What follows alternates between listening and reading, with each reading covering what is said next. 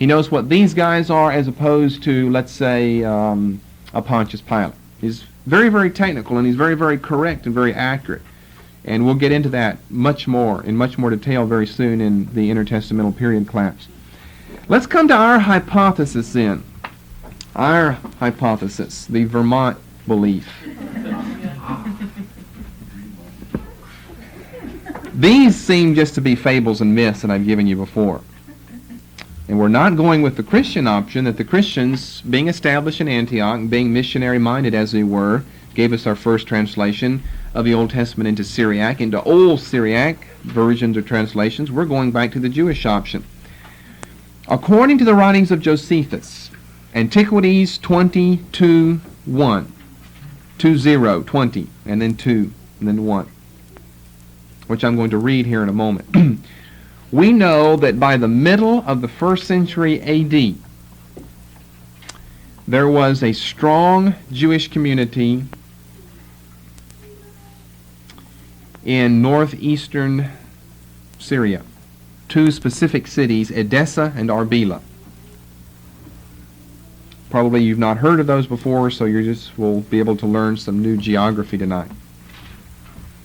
There was a strong Jewish community in Edessa, Edessa, and Arbela, Arbela.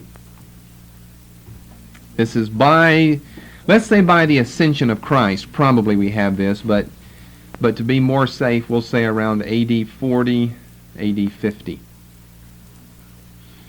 Josephus speaks specifically of proselytizing work being very successful in the region of Adiabene, whose capital was Arbela. Adiabene, Adiabene. It's a region in northeastern Syria between the greater and the lesser Zab rivers. I'll show you that to you on a map here in a moment. Arbela was the capital of that. Edessa was a little bit northwest of that. We know that Syriac was an Aramaic dialect spoken chiefly in and beginning with Edessa, which was the literary capital of Syria. All of this is making up our hypothesis, so you need to get all of these historical points down. And see what we're saying. I'll repeat that here in a moment. See what we're saying about each one of these things. We know that by the middle of the 1st century A.D., there are 2 strong Jewish communities, one up in Edessa, one over in Arbela. We're talking about by A.D. 50 now. We're talking about before almost all of the New Testament had even been written. So could not the Jews have already been in the process, whether doing it or in their mind, thinking about it, already in the process of translating portions of the Old Testament into Syriac long before Christianity ever even got there, long before there was ever even a canon of the New Testament to translate into Syriac? And if that's true, and I can prove this from something I'm going to read from Josephus here in a moment, if I can prove that by AD 40 to 50, then we've got a big point, a strong point in our favor for going the Jewish way and not the Christian way. And I've already said before that Greek was spoken over in Antioch, because Antioch is way over in extreme western Syria. We're talking about eastern Syria.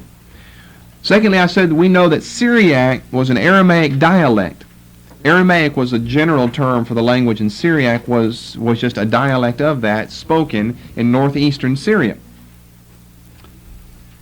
which was spoken chiefly at and beginning with Edessa. Was spoken chiefly at and beginning with Edessa. Now here, Antiquities, almost the very end of Josephus' writings in Antiquities. What is Antiquities? It only goes to 20, I believe. Yeah, so we're in the last book, 20 books of Antiquities. But we got a few more chapters. But Antiquities, book 20, chapter 2, paragraph 1. Now listen to this. About this time it was that Helena, queen of Adiabene, Adiabene, Adiabene, and her son Izates changed their course of life and embraced the Jewish customs, and this was on the occasion of the following. He goes into a long account of what took place there. Some proselytizing work going on in in Adiabenia, in Arbela, in Edessa, in northeastern Syria by the mid-1st century A.D. And notice who this happened to. Helena, the queen. The queen! We're talking about the royal family who control this region of Adiabene. Now, my point in saying that and reading this quote from Josephus is if it came as high as the court there, the royal court, then probably it came to the whole region as well. The leaders would have passed laws to influence all of the people in favor of the Jewish way of life. So about this time it was that Helena, queen of Adiabene, and her son Izates changed their course of life and embraced the Jewish customs, and this on the occasion following. I guess I will read it. It's a little bit long. We've got a little bit of time. I'll read this. Monobazus, the king of Adiabene, therefore the husband of Helena, who had also the name Bazias, fell in love with his sister Helena, and took her to be his wife, and begat her with child. And as he was in bed with her one night, he lay his hands upon his wife's belly, and fell asleep, and seemed to hear a voice which bade him take his hands off his wife's belly. Maybe this is fable here, and not to hurt the infant that was therein, which by God's providence should be safely born and have a happy end. This voice put him into disorder, so that he awakened immediately and told the story to his wife. And when his son was born, they called him Izates. He had indeed Monobazus, his elder brother, by Helena also, as he had other sons by other wives besides.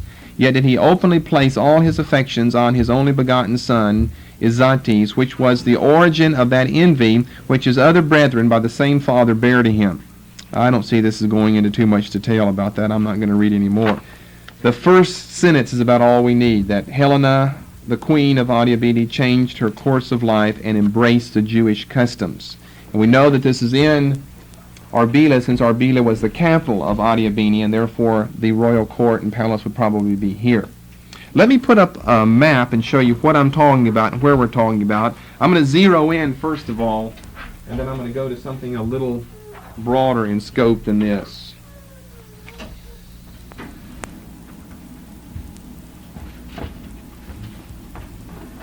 To show you where we're talking about, then I can put a whole map up, and the other map I think actually has one of the names. Okay, we're talking about Ashur here. The greater Zab River goes something like this.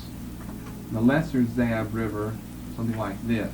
You can probably have a map in your Bible that might even give that to you. And Ashur is right along there. Nineveh is all right along there. And we're talking about, let's just say something like this region as Adiabene.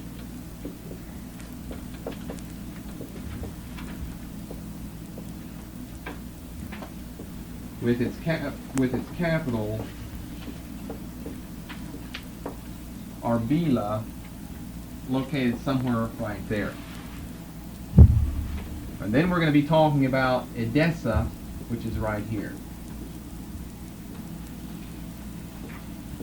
We'll be talking about these in the next teaching, so be sure you're familiar with these places. Arbela, capital of Adiabene. Edessa, just about here, which is the literary capital of Syria. And then, of course, we have Antioch on the Orontes. There's another Antioch in Asia Minor. This is called Antioch on the Orontes, the river. Antioch is here. It's the political capital.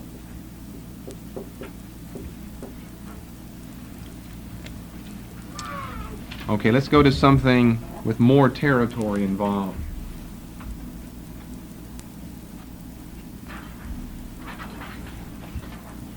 And do some erasing so we can see it.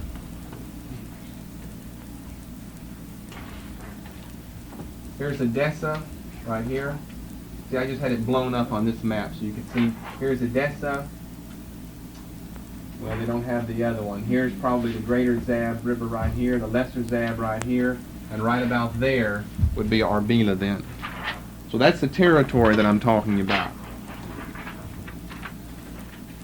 A lot of cities over here. Here's Edessa, and then we're talking right about there, Arbela. Here's Antioch.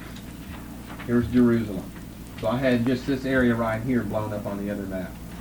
You can see how now it relates to the whole empire here. Okay, with that in mind, Now we know where Edessa is, and we know where Arbela is. We know that by this time, the mid-1st century A.D., we have a strong Jewish community here, starting at the very top in the royal family, probably working its way downwardly. Probably, therefore, they would be in need of the translation of the Old Testament into Syriac. And one other point here, another point concerning this hypothesis that is in our favor. In the preface to Josephus' writings, The Jewish War, something like second or third paragraph or something, the preface to Josephus' writings entitled The Jewish War, he actually says there that there was a reading public, such a large reading public in a certain area, which I'll mention here in a moment, that it made it necessary to translate his work, The Jewish War, into the language so the Babylonians could read it, and so that the Parthians could read it, and so that the people in Adiabene, and that's specifically mentioned in the very first book of Josephus' writings, in the preface to his work, so that the people in Adiabene could read it.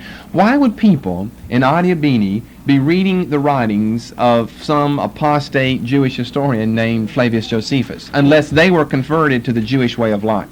Unless now we probably got some Jews. Josephus is writing toward the end of the 1st century A.D. Now we actually have some Jewish people living in these places known as Edessa and Arbela. If that's true, then to me that just makes it that much more significant that the need would therefore arise to have the Old Testament translated into the Old Syriac, which made it an Old Syriac version. So here's our conclusion of this hypothesis, therefore. Probably around the beginning of the 2nd century A.D., you'd have to give yourself time for them to really need this. Just because everyone gets converted doesn't mean you start your translation work the next day. By the beginning of the 2nd century A.D., a translation was made by Jewish scholars in or near Edessa from the Hebrew into Syriac. Therefore, it makes it a primary translation or a version. Now that's important. They didn't work through Aquila. They certainly didn't work through LXX. They worked through the Hebrew manuscripts. How do we know this? How do we know that it probably came through the Hebrew and not through the Greek? Well, let me give you 2 reasons how we probably know this. I still have a lot more information to give, so keep writing quickly so we can get through here. First of all, just by reading it, you can tell. As soon as you know 2 languages, and you know 2 languages well, you can tell right away that it's come from Hebrew and that it hasn't come from Hebrew through the Greek.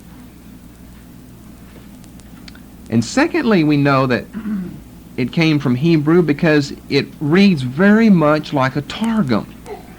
And I'm going to give you one very interesting point on this. It reads very much like a Targum. Probably the Pentateuch came first. And it is very, very similar to the Targum of Onkelos. Remember whenever we discussed the Targumim? The Targum of Onkelos was probably the most important of the Aramaic Targumim. Remember, we're talking about Aramaic. Syriac is just a dialect of the Aramaic language.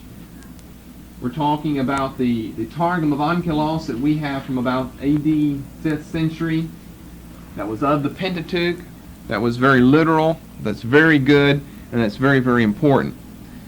And it's remarkably similar to the Targum of Onkelos, just in the way that it has a running paraphrase, a paraphrastic translation as we have described before.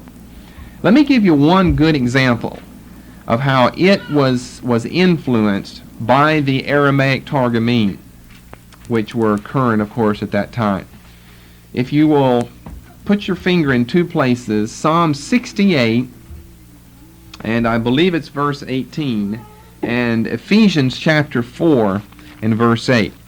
Show you one of these problem passages. We're not going to answer all of the theology about it, but we are going to answer one question about this problem passage when Paul just totally misconstrues what the Old Testament says. Just to prove his own point, he takes a verse out of context and then rewrites it to get something out of it that it didn't say. And so it's a problem for New Testament scholars in coming to grips with exactly how the New Testament authors used or employed the Old Testament in their method of quotation. Psalm 68:18 with Ephesians 4:8. Now you'll have to go to both places and we'll read both of them here. Psalm 68. Thou hast ascended on high. Thou hast led captivity captive. Thou hast received gifts for men. Yea, for the rebellious also, that the Lord God might dwell among them. Paul doesn't quote that last part. Thou hast ascended on high. Thou hast led captivity captive. Thou hast received gifts for men. Ephesians 4 and verse 8. Wherefore, and maybe that, and let me say, well, I'll say that here in a moment. Wherefore he saith, when he ascended on high, he led captivity captive and gave gifts unto men. You see the problem that we have here then? We go back to Psalm 68 and we have, I'll put the sentence so you can compare them. Thou hast received. Thou hast received gifts. And a Hebrew translation might better be this: from among men. Psalm 68. Thou hast received gifts from among men. And then here in Ephesians 4:8, we have he gave gifts to men.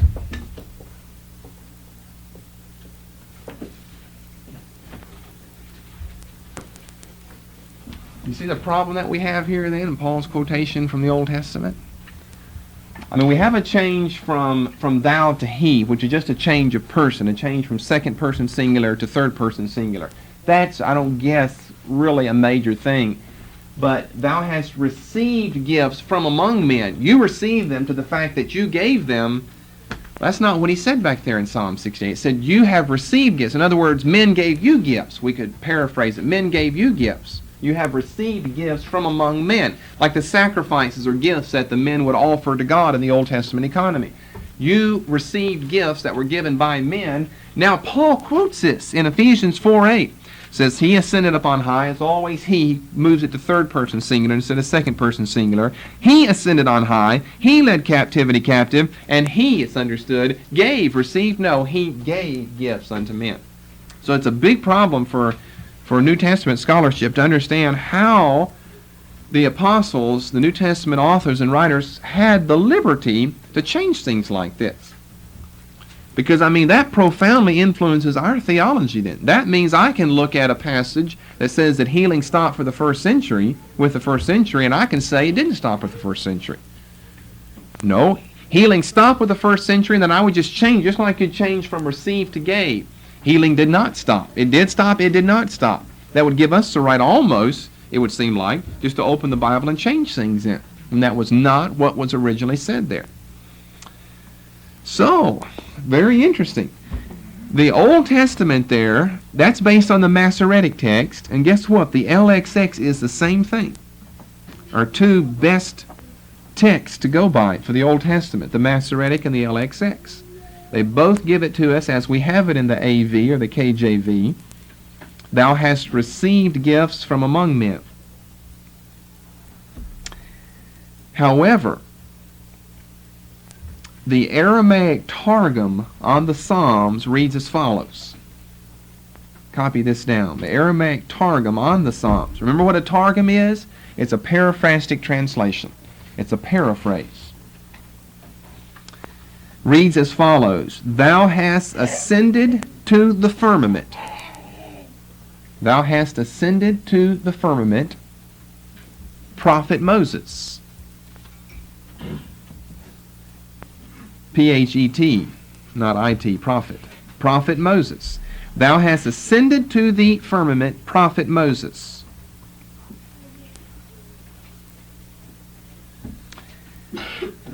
Thou hast led captivity captive.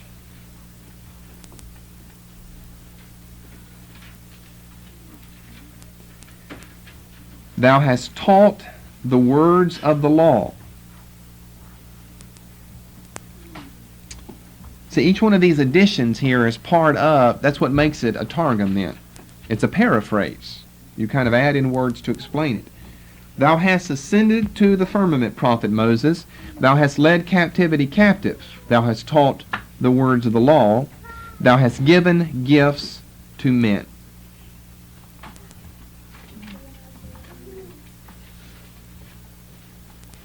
In other words, this paraphrase, therefore, is an interpretation then. It's an interpretation of what was meant by Psalm 68:18. What would we have here then? Thou hast ascended to the firmament, prophet Moses. Moses went up to the top of Mount Sinai in Exodus chapters 19 and 20. Thou hast led captivity captive. Thou hast taught the words of the law. Thou hast given gifts to men. You came back down and brought the law and taught the law to the people. That was a typical Jewish interpretation of Psalm 68 and verse 18. It was found in the Aramaic Targumim, which means it was a typical Jewish interpretation of Psalm 68:18. And then Paul's quoting this over in Ephesians 4:8. Is that Paul's interpretation of that? No, he applies this to Jesus Christ.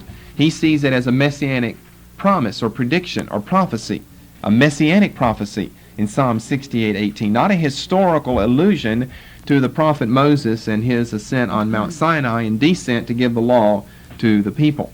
And that's what the Aramaic Targum on the Psalms has. And the Peshitta, the Syriac Peshitta, has that. I won't give it to you again. I'll just tell you what to mark out for what the Peshitta has that without the following phrases. Prophet Moses, in other words, the interpretation aspect. Prophet Moses, and thou hast taught the words of the law. And I'm giving you this to show you it seems like, therefore, we don't have Christians involved in these translations here. The Peshitta, the Syriac translation, which goes way up into the 4th and 5th century A.D., must have been based on some earlier Jewish work, because the Christian Jews they would have Ephesians 4:8 to go by. And Paul's application, Paul's inspired application of Psalm 68:18 to the life of Christ, that is, to Christ's ascension and to his giving gifts unto men. But if it's based on a Jewish work, Old Syriac Jewish translation of the Old Testament from Hebrew, if it's based on a Jewish work, well, then we would probably be able to see some Jewish elements in it, and one common Jewish element would be the element of the Targumim. You find that in the Syriac Peshitta, and perhaps then that would mean you would find it as early as Old Syriac. You say, why don't you give us an example from Old Syriac? Because we don't have an example, because we don't have anything but Gospels from the Old Syriac vein or train of translation and thought. Now, the Old Syriac is very important for purposes of canonicity, because they do not have the Apocrypha. None of the early Syriac translations have the Apocrypha. Now, if all of this is true, it would mean that the Jewish connection to Edessa probably paved the way for the Christian Jews to come there later. They would have then picked up the Old Syriac made from the Hebrew and probably edited it to more harmonize with LXX, since that's what they were using, and not Masoretic Hebrew Old Testament texts. Primarily this would be seen in the Psalms and the prophets, I believe. And I will mention another point that can really prove that as far as the Christian point of view whenever we study this again in the next teaching. That brings us to one final thing, and we'll be through then. And that is to take a look at the Syro-Hexaplar. I know we're filled with big terms tonight, but I told you this would be difficult to study all of this and really remember all of this. In other words, we've got two Old Testament Jewish translations. We're talking about translations. We've done it in three families: Aramaic, then Greek, now Syriac. And remember, for instance, under Aramaic, we just gave you the Targumim. Under Greek, we gave you things like LXX and Aquila, Symmachus, Theodotion. Then the fifth column in the hexaplar of Origen, which was his own recension of the LXX.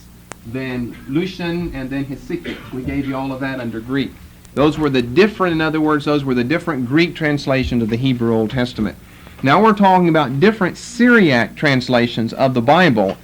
First of all of the Old Testament, and therefore first of all those that were done by the Jews. And the first of those was the Old Syriac. You have to have lots of numbers to get all of this down. Break it all down with your Roman numeral system or whatever. The first of those was the Old Syriac translation. Old Syriac translation of the Old Testament. The second Jewish work is known as the Syro-Hexaplar. This is the second Syriac translation that was specifically of the Old Testament. Now we're getting up into Christian work here, but we're still on specifically the Old Testament because it was done by an early bishop. So obviously we're talking about a Christian, but it's Jewish work because it's based on Jewish work, and it was specifically of the Old Testament and did not include the New. And it's known as the Syro, S-Y-R-O, then a hyphen, Hexaplar. Okay, here are some of the statistics. And by the way, we just mentioned this on Lit Tape 53. That's where you'll find it introduced. First time you ever heard that term in your life was Lit Tape 53, the Syro-Hexaplar. And here's the second time you're hearing it. It was made under the sponsorship of Bishop Paul of Tella in Mesopotamia from 616 to 617 A.D. Bishop Paul of Tella, T-E-L-L-A, a city in Mesopotamia, near these other cities we've just had up here, Edessa and Arbela. It was made under the sponsorship of Bishop Paul of Tella in Mesopotamia from 616 to 617 A.D. What was it? Anyone want to take a guess? You probably don't remember. If you do, I would be, I don't know, blessed or surprised, or both of the above. The Syro-Hexaplar. What was a hexaplar? We talked about that last time. What was a hexaplar? 6 columns, the work by Origen. What was in the first column? The Hebrew in the second column. Transliteration in Greek of the Hebrew, third column. Aquila, fourth column. Symmachus, fifth column. We'll skip fifth for a moment. Last column, Theodotion. Fifth column, that's the important column that we're concerned about. His own recension, Origen's own recension in Greek of the LXX. His own recension in Greek of the LXX. Therefore, the Syro-Hexaplar has something to do with Origen's hexaplar, but it has to do with the Syriac language and not the Greek. So here's what it was. It was a Syriac rendering of Origen's fifth column of his hexaplar, which was his own edition or recension of the LXX. Again, yeah. It was the Syriac rendering. You don't have anything better to do on a Friday night anyway. It was the Syriac rendering of Origen's fifth column of his hexaplar, that fifth column being his own recension of the LXX. And also that, in addition to, it contained all of the critical notes and signs that Origen penned for his own fifth column and for the 3 columns of the other Greek writers, Aquila, Symmachus, and Theodotion. The technical Greek notes and signs. The technical textual Greek notes and signs found in Origen's Greek fifth column and the other columns as well. Now, Origen's great work, the hexaplar, was kept at Caesarea. He did some of his later work. He's probably known for being down in Egypt, but he did some of his later work at Caesarea. It was kept at Caesarea, and no copies were made of it in the early years. Why? It was a huge work that ran into thousands and thousands of pages, and nobody had the time to copy it. It was not copied. It was lost in the Islamic burning of the city in 638 A.D. Remember old Muhammad? Muhammad had died, I think, about 6 years prior to this, right around the time of the death of Muhammad, the prophet and founder of Mohammedism, or the Islamic faith. Of course, if you know anything about history at all, you know the Mohammedans just about took over. Well, they did. They took over the Mediterranean world, took over Turkey, Palestine, Syria, Egypt, Carthage, all of North Africa, what was left there. They took over everything. And they burned the city of Caesarea in the year 638, and Origen's Hexaplar, which was kept there in the library, was burned and lost forever. So how do we know it existed? Because we don't have a copy of it. From writings and references in Eusebius, the church historian, and from the Syro-Hexaplar, the 7th century Syriac translation of it. It's in Syriac now. The Syro-Hexaplar is in Syriac. So we've got basically those two sources of knowledge for the historicity of Origen's Hexaplar. References in Eusebius, the church historian, and the manuscripts of the Syro-Hexaplar. Now, what was most important about it was the critical symbols, the critical textual symbols that were found in Origen's work, that whenever we do have a few other Greek copies, but they're extremely late copies. We don't know exactly their origin. We do know this about the Greek copies: they do not contain the all-important critical symbols, the textual technical symbols of Origen's fifth column, or of his second, third, fourth, fifth, or sixth column, everything but the first two, the Hebrew and the Greek transliteration of the Hebrew. What's so important about the Syro-Hexaplar is it preserves. It preserves in Syriac, so then you have to go through the process of retranslation, but it preserves in Syriac all of these critical, technical, textual symbols, signs, and notes of Origen's fifth column. And therefore, it makes it extremely, extremely important as a witness to the Old Testament text as far as textual critics are concerned. The Syro-Hexaplar was complete in 2 volumes and known to exist complete as late as 1574. Here we get into a little of the intrigue like we did with Tischendorf, and we'll be into this again next time, no doubt. The intrigue of the discovery of ancient manuscripts. It was known to exist as late as 1574. That's not that long ago compared to when it was written. It had existed evidently for 1,000 years. A copy of a copy of a copy, of course. 2 volumes as late as 1574. But then, somewhere around that date, the Pentateuch and the historical books were lost. They were separated from the other part of the work. And it was not until discoveries beginning in 1839 at a Christian monastery in the Nitrian Desert in Lower Egypt. I'll give you the name of the monastery, and we'll look at places and discuss that more in the next message probably. But starting with discoveries beginning in 1839 at a Christian monastery in a desert in Lower Egypt, which in our mind's eyes is Upper Egypt. Lower because it was the way the Nile was flowing. But we would think of it upper. If you look at it on a map, it's upper, not lower. But Lower Egypt. They were acquired by Henry Tatum, Tattam. And we'll discuss him next time. I think it's next time, either next time or the next time. We'll discuss him, who he was. Henry Tatum, for the British Museum. And beginning with that time, we have a great rise in the interest in Syriac studies.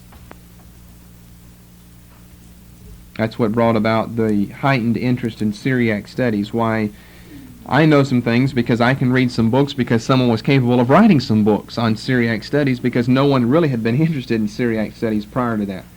With these discoveries, now we have extant copies of almost every book of the Old Testament. We had lost all of the Pentateuch and all of the historical books. One of the oldest, more complete manuscripts dates from the 8th century, So we're talking about just 100 to 150 years after the original writing. That's how close this is. 616, 617, beginning of the 7th century A.D., when Bishop Paul of Tela in Mesopotamia sponsored this. One of the oldest, more complete manuscripts dates from the 8th century, and it contains the poetical and prophetic parts of the Old Testament. And it's found in the Ambrosian Library of Milan. The Syro-Hexaplar, which in other words gave them the Old Testament, the whole Old Testament translated into Syriac. Well, did the Syrians use it? No, it never really took root in Syrian churches or groups because it was just so slavishly literal. Because it was a translation of Origen's Greek recension of the LXX, it couldn't help but bring Greek idioms over into Syriac, made it difficult to read or comprehend. Its text is Byzantine, but it has much Western influence. And here's a copy of an earlier manuscript than the one I just gave you. I just said that the oldest, more complete manuscript dates from the 8th century. Here is just a partial manuscript that dates from A.D. 697. And let's see what they say here. I think you've got, over in the margin, you've got the versions of Aquila, Symmachus, and Theodotion. They're noted in the margin. But here's in Syriac, this is the Syro-Hexaplar. This is a Syriac translation of the 5th column of Origen's Greek hexaplar. And over here in the margin then you have the Syriac translation of some variants that are found in Aquila, in Theodotion, and in Symmachus. That's what it looks like, dating from 697. Very important for textual studies because we can go back and reconstruct what we think was originally part of Origen's work. Although we don't have that work, we do have references to it in Eusebius. We do have some late Greek copies, and better than that, we have the Syriac or the Syro-Hexaplar. Okay, that is a good stopping point tonight then. I think next time we'll probably get in then to the Christian point of view on all of this. That's studying it from the Jewish. So we're through, in other words, what we're through with tonight then are Old Testament translations as such. Just remember what we've done. We looked at A, those that were Aramaic, then B, Greek. And like we listed, I think, 1 here, and maybe 1, 2, 3, 4, 5, 6, something like 6 or 7. Someone got a number? 5 on the outline. I probably gave you more. If I gave you 5 on the outline, I gave you 2 more. 7. Syriac. This is just for Old Testament here. This is just the Old Testament. So under Syriac, you've had Old Syriac that was translated by Jewish people. We're going to discuss the Christian translation later. And then you've got the Syro-Hexaplar.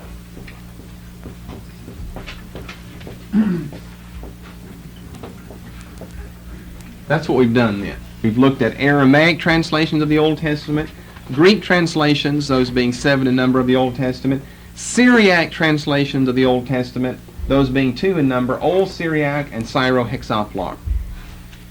And because the Christians were the ones who did more of the translating work, they just go into every language under heaven, then we're dropping Old Testament now. Because of this. Because whenever the Christians came along and translated the Bible, they eventually gave us the whole thing. Whenever the Jews came along, they only gave us the Old Testament. So in other words, whenever we cover Christian translations, let's say into Slavonic or into Coptic or into Ethiopic, they probably started with the Gospels, worked their way through the New Testament, and if they had enough time, gave us the Old Testament as well. Therefore, to cover Christian translations is to cover Old Testament translations as well. If we study just Old Testament translations, we're going to run into a dead-end alley because they'll never get us over into the New Testament. The Jews never translated the New Testament. They didn't believe all that. They just believed the Old. So we're going to start back with this Old Syriac next time, but it'll be the Christian Old Syriac and not the Jewish Old Syriac. Then we won't have a Christian Syro-Hexaplar. Then we'll jump beyond that to the Diatessaron. Then we'll jump over to the Peshitta, and then we'll jump over into the later translations.